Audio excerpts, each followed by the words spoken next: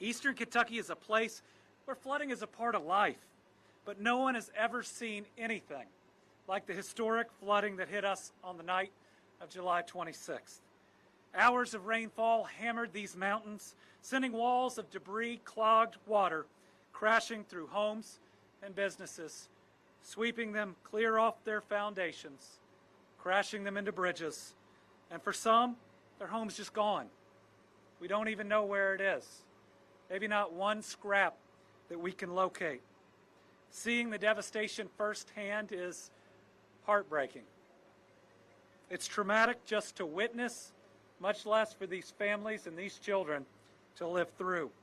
I talked to a grandmother who was pulled out of the window of her car as it was swept away, just seconds between life and death. Brittany and I sat with a young family as they showed us pictures of the homes that they had worked a decade to build, one that they were so proud of that is a total loss. And as I stood at the site where we lost those 4 children, nothing remains of that house but a little plastic swing is still sitting in the back where they would push 1 or 2 of those children, the oldest of which was in 2nd grade. The tragedy just comes all that much more home.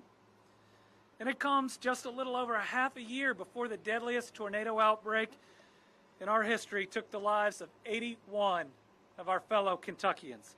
And it comes amidst a one-in-a-century global pandemic that's taken more than 16,300 Kentuckians from us. All these people are children of God, taken far too soon. They meant so much to their families, to their communities, and these losses are going to be felt deeply for generations. While the body is mortal, the soul is eternal, and to those lost, we will see you again. The trials and tribulations we Kentuckians have faced are hard to understand. The one thing we've proven over and over is that Kentuckians do not break. We may get knocked down, but we don't get knocked out. Just look at the families right here and the families over there, hugging on the ones they love. Extended family coming down to support them. Everybody finding a place to stay because that's who we are. Kentuckians are good people. We open our hearts and our homes to one another. And while this continues to happen to us, maybe it's because we can take it, because of how we lean on one another in times of need. No red or blue, no D or R, just Kentuckians looking out for Kentuckians. My visits here last week reminded me of the wise words of the late Fred Rogers, Mr. Rogers. When tragedy strikes, he said, look for the helpers. You can always find the people that are helping. Everywhere I look, helpers are stepping up. That is who we are. It's what we do when the stakes are life and death. Here in Kentucky, during tough times, we open our hearts and our homes to one another. Jeremy Creason is the fire chief in Mayfield. I remember talking to him as the tornado was going through, and I remember meeting him at first light outside a candle factory where we prayed for a miracle, thinking we'd lost 100. Thankfully, we'd only lost 13. It was just the other day I was talking to Mayfield Mayor Kathy Onan. She was telling me Jeremy Creason had loaded up his ambulance and was driving right here to Eastern Kentucky, despite, if you looked around his community, so much work still to be done. She told me that Jeremy asked to pass a message on. He said the people of Eastern Kentucky and the world was there when Western Kentucky needed it. And you could bet that Western Kentucky was coming to Eastern Kentucky in their time of need. We've also once again seen the professionalism and outright heroism of the Kentucky National Guard, Kentucky State Police, Fish and Wildlife personnel, Kentucky Emergency Management, and local first responders who showed up, just not from here, but from all over. The Lexington Fire Department, trying to get to Hazard, couldn't get through it, so they did over 60 rescues when they first hit water right here in Breathitt County. Mr. President, our Kentucky National Guard is the greatest guard in the country. Its members remind us that they are us. They are Kentuckians who are our neighbors, who in incredible times get called to service, and they never let us down. But for every rescue of our first responders, there were 2 by community members. neighbors that may have had a kayak. There was a young man in Letcher County with a jet ski that, I'm not kidding you, rescued more than 10 people. Thankfully, having that in his garage, risking their lives to help one another.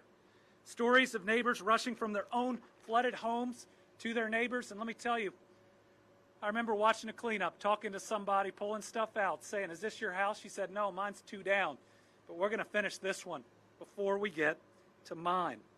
And we've seen so many outstanding young Kentuckians stepping up.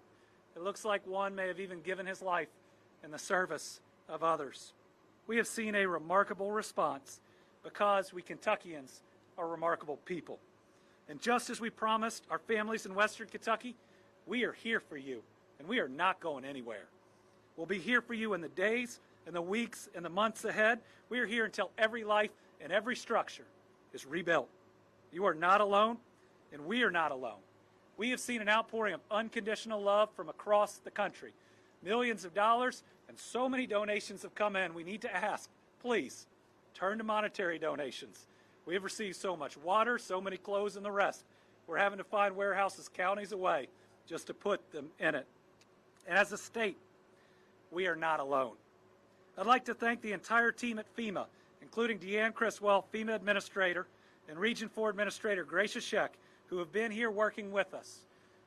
The administrator called me the moment a plane touched down that she was in, after I'd called her in the first hours of the flood. I want to thank the American Red Cross. One of the first calls I took, she was there on the other end of the line. I want to thank Emergency Management and Colonel Jeremy Slinker, as well as every local official that hasn't slept in more than 9 days. And I want to thank the Tennessee and West Virginia National Guard. There are Kentuckians that wouldn't be here today but for our neighbors giving their great resources. I want to thank our federal delegation, Senator McConnell and Paul, our entire House leadership, Rogers, Yarmouth, Barr, Guthrie, Massey, and Comer. Everybody was there when Eastern Kentucky needed us. And I am deeply grateful for President Biden. And it is an honor to welcome him and First Lady Jill Biden here to Eastern Kentucky. President Biden and his administration have acted with greater speed for that federal disaster declaration, as well as for individual assistance to our families, than I have ever seen.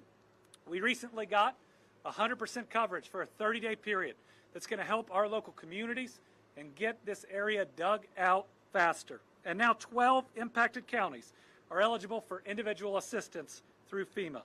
Every time we have a request, the answer has been a quick yes. And then how else can we help? On behalf of the Commonwealth, Brittany and I are grateful for that partnership and the attention and love that you have shown for our people. But I have one more important ask for what else can we do? In Western Kentucky and across the country, and we've had this discussion, too many people are being denied by FEMA for technicalities, and too little is paid to those that get through the system. The people of Eastern Kentucky have lost everything. Most just have the clothes left on their back. No insurance, no other coverage. Now is the time to fix this issue. And because of this president, FEMA is doing things to help our people right here, right now, that we have never seen done before. And we know under his leadership, it'll continue. I want to thank everybody in FEMA for adapting with us as our people desperately need it. In these times, even more than most, we Kentuckians lean on our faith. I believe we see God in the response, and that's a good thing, because we have so much more to do for the people here. In the book of Joshua, God says, "Be strong and courageous. Do not be frightened. Do not be dismayed, for the Lord God is with you wherever you go." In the book of Jeremiah, we're told, "For I know plans I have for you, declares the Lord, plans to give you peace, not disasters, plans to give you a hope and a future." To the people of Eastern Kentucky, we love you. We're going to be here with you. And this president and first lady are here today to show that you matter to them. Now I'd like to introduce you to a president who has been there in times of disaster each time we've called and is making things happen that we have never seen before, President Joe Biden. Well, thank you very much. Folks, I was going to give more formal remarks, but can y'all hear me? Is this on? You know, I got to meet several families. Got to meet the family back here on this side of the road.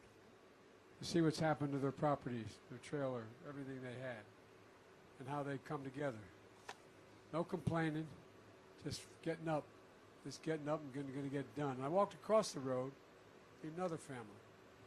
One family, gentleman, his trailer is all the way up at the other end of the property, gone.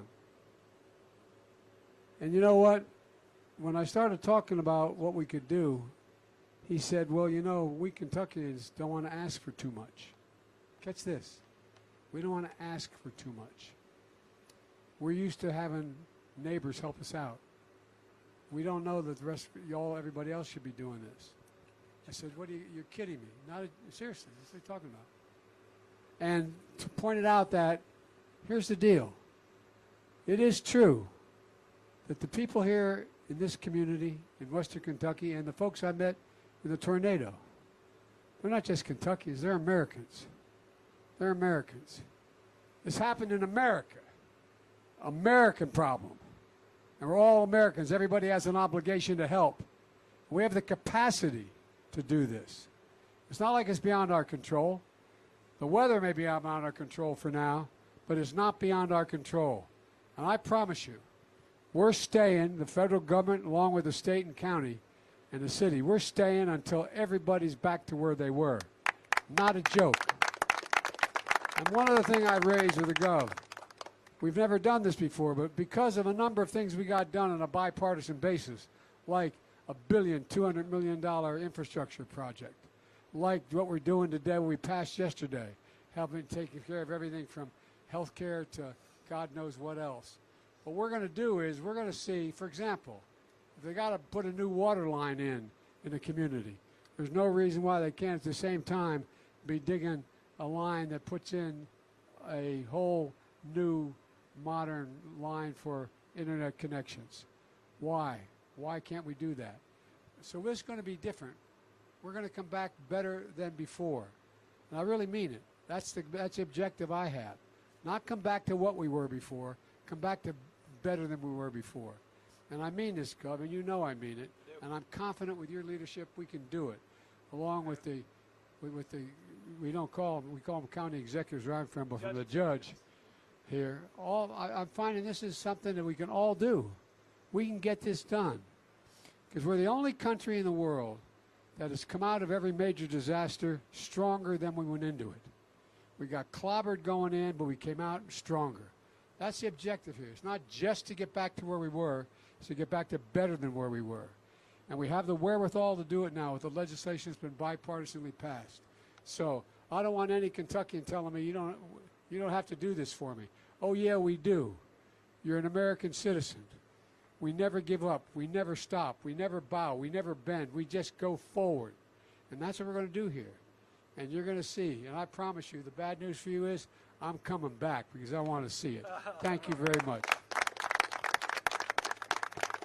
I supposed to introduce you, Judge? I think you're it. That's it. You're a man. All right, now we're all going to run laps around. But all kidding aside, thank you, thank you, thank you, thank you. These people deserve an enormous amount of credit for their courage and their stamina. Thanks.